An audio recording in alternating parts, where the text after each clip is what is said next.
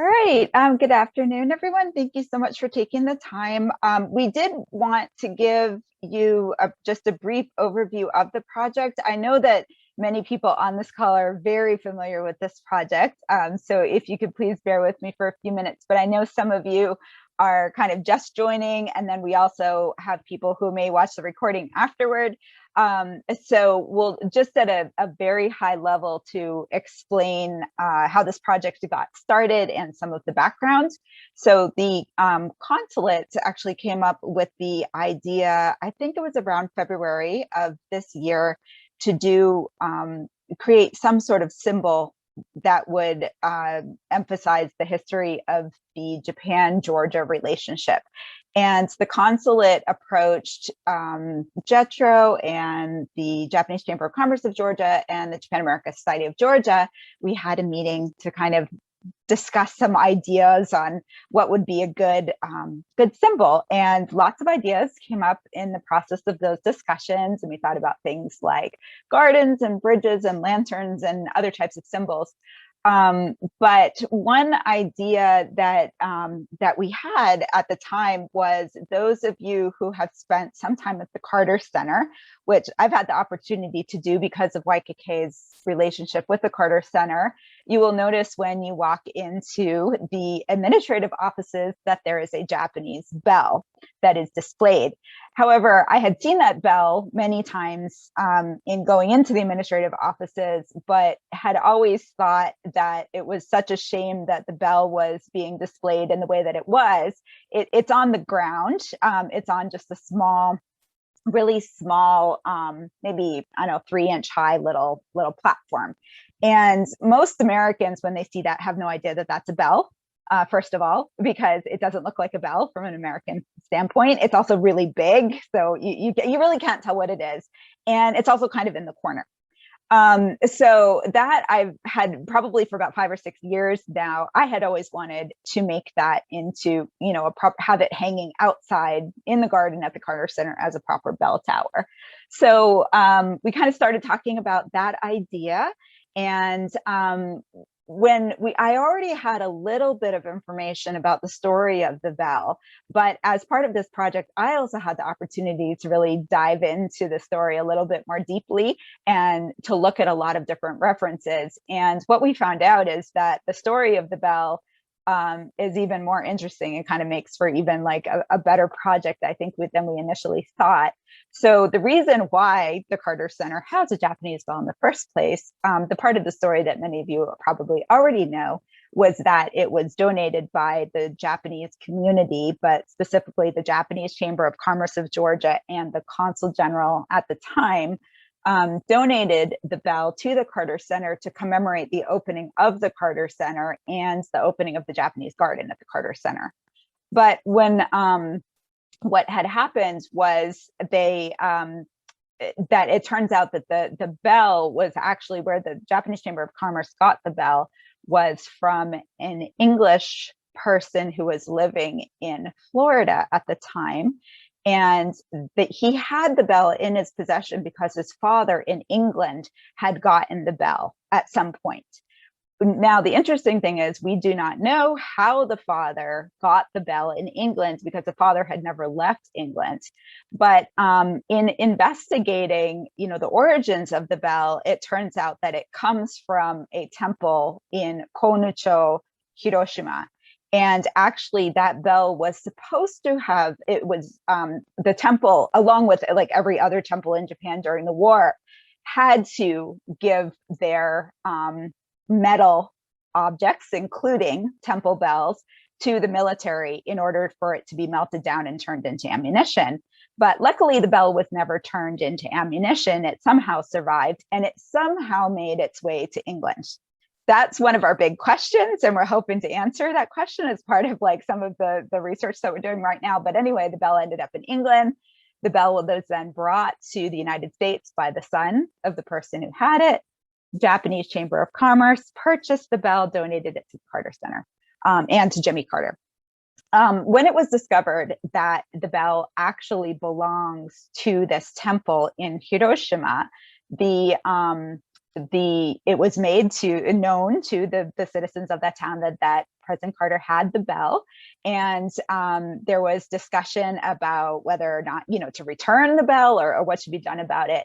But our understanding of the story, at the moment was that that the town in Hiroshima was really, of course, astonished to hear that their bell, number one, had survived, and number two, that was in the possession of President Carter. And the mayor at the time said that, what we would like for you to do, President Carter, number one, can you please write we want to make a replica of the bell that we're going to call, so the one at the Carter Center is called the Peace Bell, the one in Konocho is called the Friendship Bell. But when we make the replica of that bell, we would like for you to write a message to us, to the town, that we can put on display in the town to kind of tell this story. And secondly, if you ever come to Hiroshima, please visit us. Well, President Carter did go to Hiroshima to visit the town when the bell, was unveiled, and from that point on, they started a relationship between Konocho and Americus, which is, the city that is associated with Plains, like the center of government for Plains, Georgia, which is where President Carter is from. So President Carter, visited Konocho twice. They started a sister city relationship with students going back and forth every year for like the past 3 decades.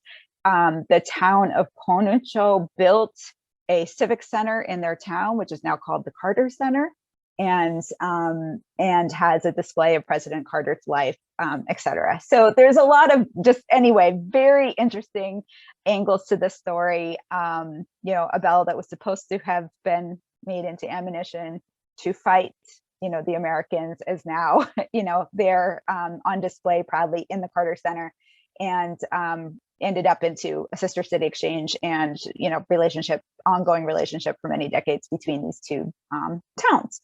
So, and it turns out the Konocho was very interested actually about 10 years ago also in building a proper bell tower. So when we approached Konocho about this idea, they were very excited about it and fully on board, and have all kinds of, ideas about how we might implement this as well. One thing I didn't mention is that our intention is to build a replica of the exact bell tower that is now at Shoganji Temple in Konocho. So they will basically, both Konocho and the Carter Center have replica bells, and now they will both have replica bell towers that will house the bells. So that is a quick overview. I know that was very fast. Does anyone have any questions about the history? And we're actually going to be creating like more documentation that kind of spells all this out, and we'll be sharing that as the story goes forward. But there are some parts of the story that are still unknown and unclear, so we're not sharing too much like written materials at the moment. But any questions? Hey, Jim, I saw you. Yeah. Yeah. Question: how much does the bell weigh? How heavy is this bell? Do we know? Yeah, we do. Yoshi, do you happen to remember? It's in that PowerPoint. I don't know if you have the PowerPoint there. I'm trying to remember what it was. Let me pull up the PowerPoint while Yoshi's going on to the next thing. It's heavy. It's big. It's very big. Hold on one second. Jim, it's about 250 kilograms. So you do the math. It's very heavy, right? Heavy. It's big too. I'm not sure if you've seen it, but like, I'm not such a big person, but it comes about up to my elbow or higher. I'd say it's like 3 feet, at least 3 feet tall. And we will share with you more of the dimensions. I believe it's in this project plan, but just very quickly, we will kind of go over this tentative project plan. And then we will share this by email after the meeting as well. But as Jessica mentioned, the purpose is to promote Japan-Georgia relations and show all of the wonderful economic, business, and cultural ties happening between our two countries and regions. Here is the concept and proposal: building a bell tower for the bell. we will be initially wanted to make an announcement much earlier, but with some delays, and we need to confirm some of the history and details behind the story. We're going to be announcing it a little bit later on, hopefully this fall, September, hopefully. And then the project date, we do have about a year or so, but the plan is to bring Daikusan or carpenters from Japan to actually build a bell tower here in Atlanta next September or October 2022. And I know everyone is asking, how much is this going to cost? So we'll go over the preliminary budget briefly. So we broke the budget down into 3 parts. This is the first part, which are the costs in Japan. So these are the expenses for all of the materials, including the lumber and the tree that's going to be cut down to build the bell tower, some woodworks, stonework for the foundation, hardware, roof, and then some supplies as well. But we are estimating at about $160,000 for the Japanese construction materials, supplies, and preparation costs. And we do have this file also in Japanese as well. So Nora-san and others, if you would like to see the original documentation, the Mitsumori or the Yosan, the budget in Japanese, we will be sharing that with you as well. So this is the Japanese portion. And then on the US side, the tentative equipment, supplies, travel and preparation costs. We do need to bring all of the materials and supplies from Japan to the US and the shipping costs.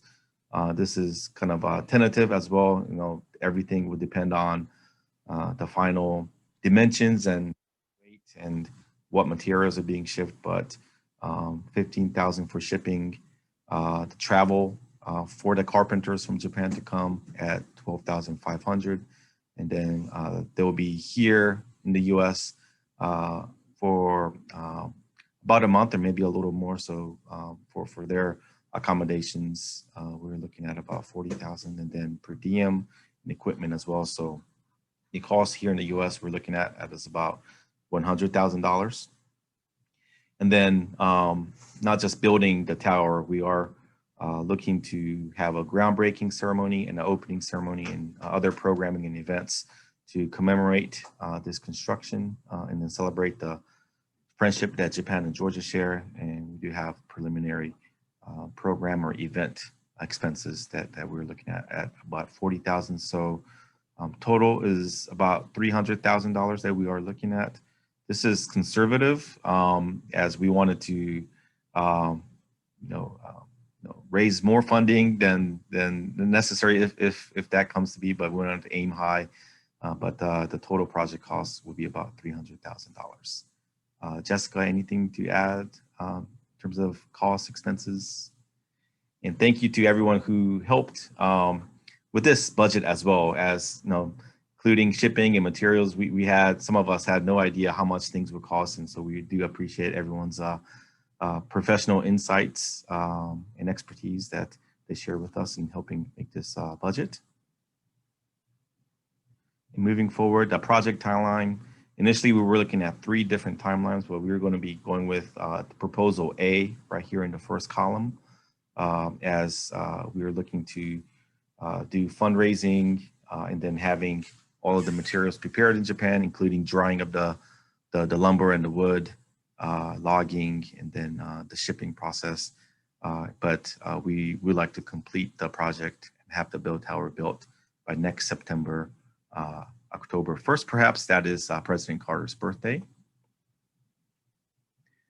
And then the on-site work, the duration, the Konicho partners and the Daikusan or carpenters, they're estimating about 10 to 15 days to complete the stone and foundation work.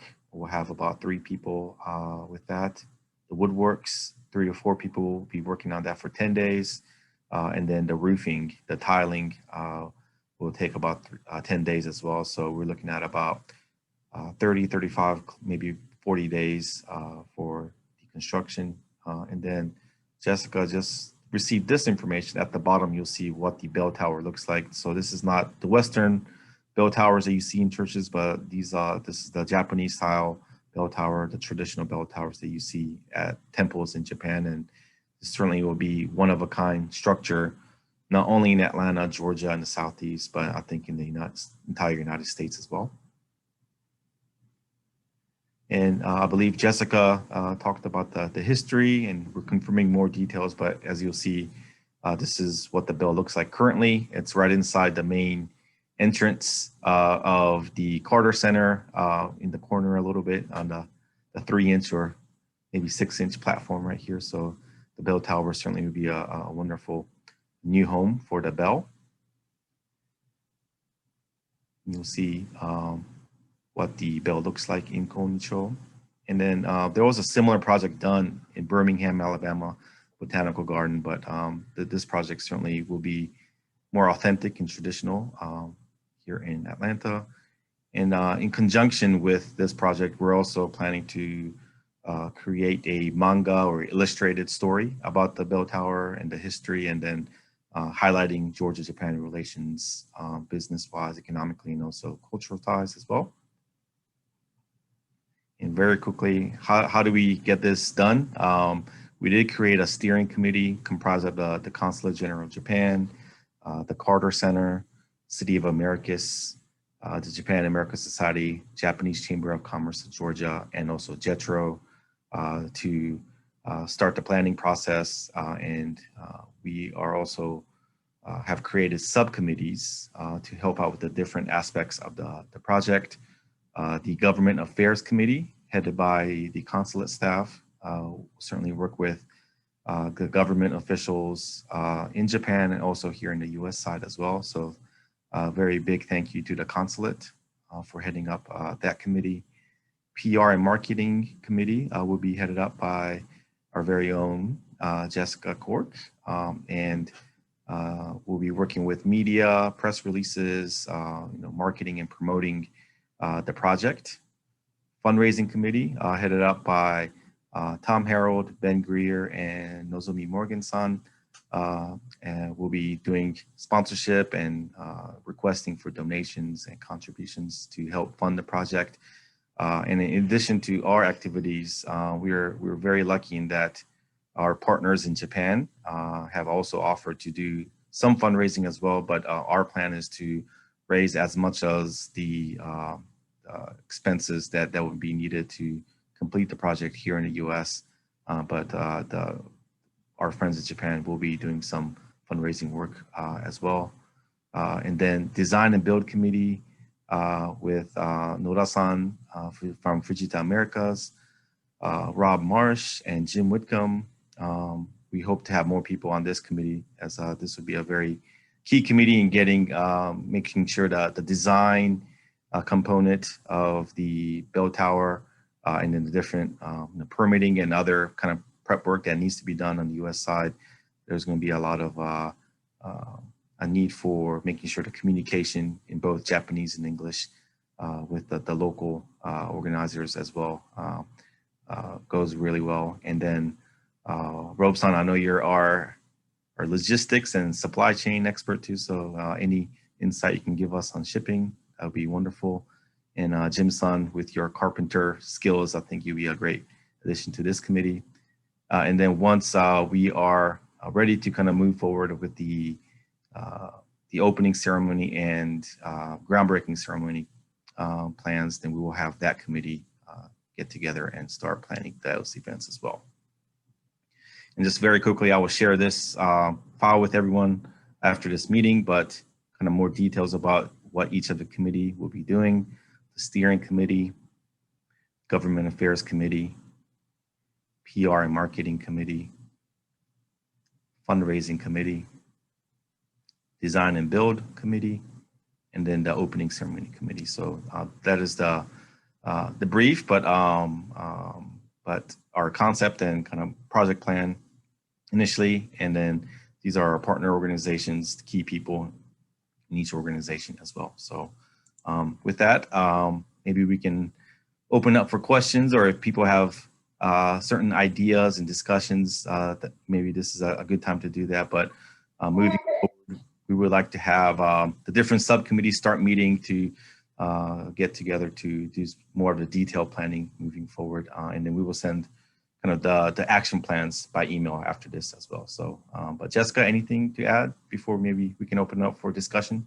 Right. I did want to mention that we have a weekly meeting actually on every Friday at 4 p.m., which is just a quick, usually 30-minute or so meeting to talk about any updates on this project for the week.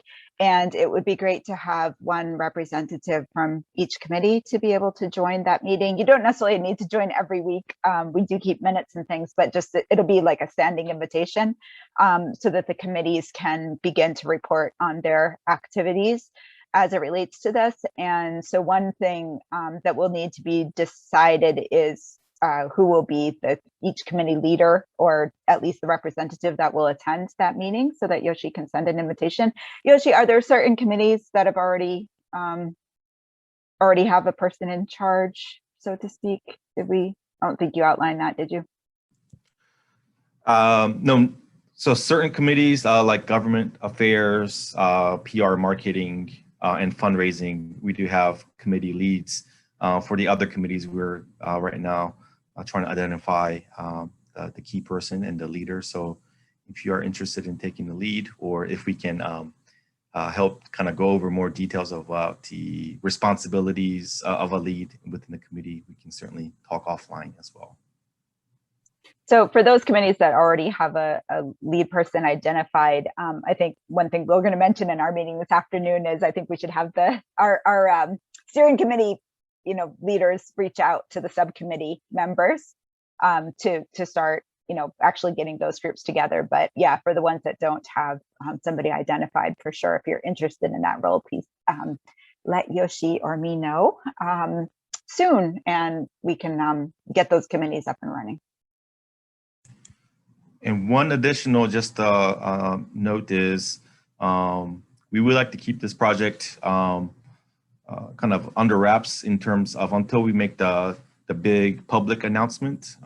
If we can keep this information kind of within our circles, within kind of the leadership of each of our organizations for now. The plan is that we would like to have one of our larger funders and key sponsors be present at the big announcement, public announcement, and have a press conference and be able to recognize and thank our kind of larger sponsors at that event.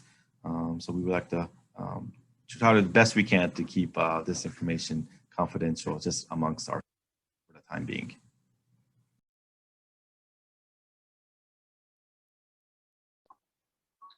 Hey, Yoshi, this is Rob. I have a question. So back to who knows what, I guess only the people on this call and maybe a few other people in Japan America Society know about this. Is that kind of what you're saying? So within the Japan America Society, our board members at our last board meeting and our executive committee members know about this. And then those people that we may have kind of talked to offline would know. But yeah, other than that, our general membership does not know. It's kind of just under our leadership. And the Japanese Chamber of Commerce, the Japanese Chamber of Commerce members are also aware, because that was sent out in a newsletter, among them in Japanese. Okay, and then my last question is, we're proceeding as if we're going to raise all this money. In other words, this project's going through no matter what. Is that a fair statement? Yes, we are going to raise all of this money. Right, our fundraising committee, right? Yes. Well, yeah. Well, that I figured as much, because you guys have done just a fantastic job of getting this all framed out and getting it together, and you've already done a lot of work. There's going to be a lot of work that gets done. I'm just like, what happens? Because 300 grand, I'm pretty sure we can do it, and I think even having the Carter name on it is definitely a big thing, and with the government involved and all of that. So I'm going to proceed as if this money is in the bank. Because, right, I mean, somehow people have to get paid. So Yeah. that's part of, the concern is, okay, so you start getting all these invoices and it was kind of going to in kind, like, is there some kind of in kind? But I don't think there's a lot of in kind money here that can be in kind, because you have, materials, and that, unless someone in Japan is going to donate the materials, I don't know. Anyway, Right. that's it. So, right. So Rob, so that's why we're not, first of all, not making big announcements, and also not instructing Konicho to like cut down any trees yet. So I think what the idea being that we'll have a certain amount of money raised by the time that Konicho moves forward with actually, harvesting this wood and starting to dry it. Which is another reason that we were a lot more ambitious at the beginning on how long we thought this could take. But I think we kind of want to feel comfortable that we have a certain amount of money raised before we give the total green light, to Konicho to start. Once they cut down the trees, like, we can't really go back after that. Follow-up question to that, Jessica. Can you share and just the overall timeline again? What does that chart look like? When is, and I know you put something up there, and then, but just a high level timeline from the time the trees are cut down until the time the carpenters are here, until the time the project is completed. Is that 3 months, 4 months? What was that? Yoshi, you have that. I think you're pulling it up, right? Yeah, it's so the tree cutting is in the fall, and then there we go. Yeah. So it's column A there. It's column A. Logging is it ended it, so August. Material possessing equipment completion September 22. So it's one year, essentially a year and a couple of months is what we're talking about. Okay. Right. It's a technical question that, I'm just curious. We talk about drying the wood. I assume they're going to kiln dry this wood. I don't know that kind of wood can be dried in the open air in that quickly of a time period. I assume it's kiln dried, but we have no idea. But I guess the building committee can ask those questions. Yeah. Yes. Okay. There's some process. Yes. There's some process for it. Then the other thing, to Rob's point about in kind, have we given any idea or thought to, and this may sound crazy, but the carpenters that are coming over from Japan, I think you had some expense built in to maybe put them up in a hotel or wherever, but have we given thought to perhaps hosting them at some homes here? So actually, so we wanted to set the budget and aim for kind of a larger amount. But yeah, we do hope that maybe some of the airfare can be in kind through some of our airline partnerships. And then whether it's, doing a homestay for the entire amount or maybe just for a part of the amount, I think it would be very kind of appropriate to promote cultural exchange if some of the carpenters can also interact with American carpenters and maybe do some intellectual exchange, or they could certainly maybe do some homestays with our members or local people so that they do get more of that cultural experience and not just staying in a hotel for a whole month. So we do hope to have some in-kind support in that regard. So you put our house down. We're happy to open it up. Thank you. So the Whitcomb home will be the Agakshu, right? So. Okay. Yeah, and we'll get a whole bunch of local carpenters involved. Great. I have a hammer, and I have a hammer and a screwdriver. Perfect. Great. All right. Well, I think we'll need to end in a moment here since we have our next steering committee meeting starting from 4. But we'll be back in touch, right, Yoshi, with everybody who's on the call and the subcommittees. And if you want to direct any other questions by email, or welcome to join our steering committee meetings as necessary as well. Yes. Hey, Jessica. Yeah. One last thing. Can you just send that invite out to us so we can just get it on our calendar, or if it's a recurring? I can't be on it this week, but if I saw my calendar, I can make time. So Yes, somebody- Rob, I'll send that Okay. out directly, and then yeah, it's a weekly, and don't feel like you have to attend each and every week, but it is ongoing, so we'll send that to you and after this meeting. And then before we end, just wanted to thank the consulate and Japanese Chamber, and also JETRO as well. Deputy Consul General Fukunaga-san, and then Inoue-san from the consulate are also on this call, and then Takahashi-san from JETRO and Shokokai. I know you have multiple hats, Takahashi-san, but thank you for your help and support.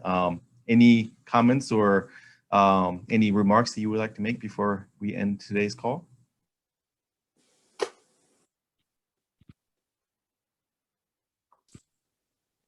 Yeah, thank you very much, Yoshi-san. Yeah, I'm very happy to work for this wonderful and important project, and I'm working in a group of Shokokai, Japanese Chamber of Commerce of Georgia, with Morgan-san, Nozomi Morgan-san, and Yumi-san, who is not attending, unfortunately, today, but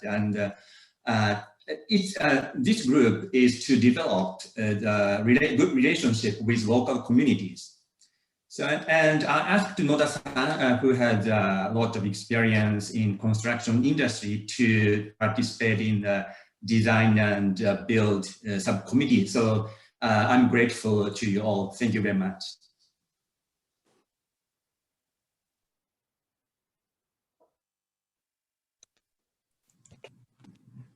Great, thank you so much, Takahashi-san. And also, Deputy Consul General, thank you very much, and Inoue-san, you too. And but yeah, at this time, I guess we would like to end today's call, and then we will have our weekly follow-up meetings moving forward, and we'll send that information to you all, and then send out the project planning file that we shared by email as well. But we appreciate all your help and support, and look forward to seeing you next time. Jessica, anything else before we close? I just want to thank everyone. This project is the most exciting part to me, is the fact that the whole Japanese and American, community can come together to do something jointly. That's what I think is going to be the best part of this. So thank you so much for your support.